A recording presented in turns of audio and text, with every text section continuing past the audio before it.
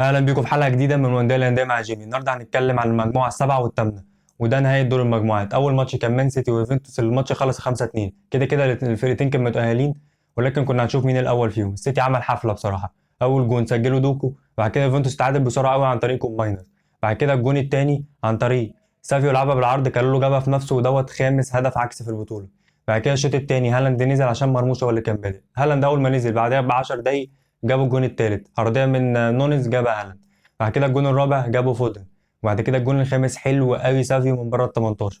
بعد كده فلاوفيتش قلص الفارق والماتش بقى 5-2 في اخر 10 دقايق من الماتش. نجم الماتش كان دوكو. تاني العين والوداد، الماتش خلص 2-1. الوداد ابتدى كويس قوي وجاب جون عن طريق مالولا، جون حلو قوي. بعد كده العين تعادل عن طريق ضربة جزاء سجلها لابا كوجو، ودي ضربة الجزاء ال 12 مسجلة في البطولة. وبعد كده العين جاب الجون التاني في الشوط التاني عن طريق كاكو.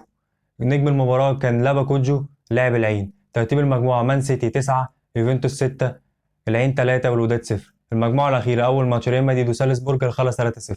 فينيسيوس كان متألق قوي في الماتش ده بصراحة. الجون الأول جابه حلو قوي، الجون التاني أحلى. فينيسيوس عملها بالكعب، الفالفيردي جابها الجون التاني. الشوط التاني سالزبورج راح بشوية فرص صدها كورتوا كالعادة. والجون التالت في آخر الماتش عن طريق اللاعب الشاب جارسيا. نجم الماتش كان فينيسيوس. الماتش الأخير كان ما بين الهلال وباتشوكا وخلص 2-0. بصراحة برافو، الفريق الوحيد العربي اللي صعد لدور ال 16. الماتش خلص 2-0. أول جول سالم الدوسري حلو قوي. بعد كده الشوط التاني باتشوكا راح بفرص كتير ولكن ضيعوها كلها.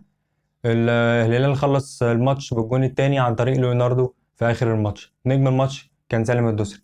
يا رب الحلقة تكون عجبتكم. لايك وشير وسبسكرايب وفعل زر الجرس عشان تظهر لكم الحلقات أول ما بنزلها. أشوفكم الحلقة الجاية. سلام.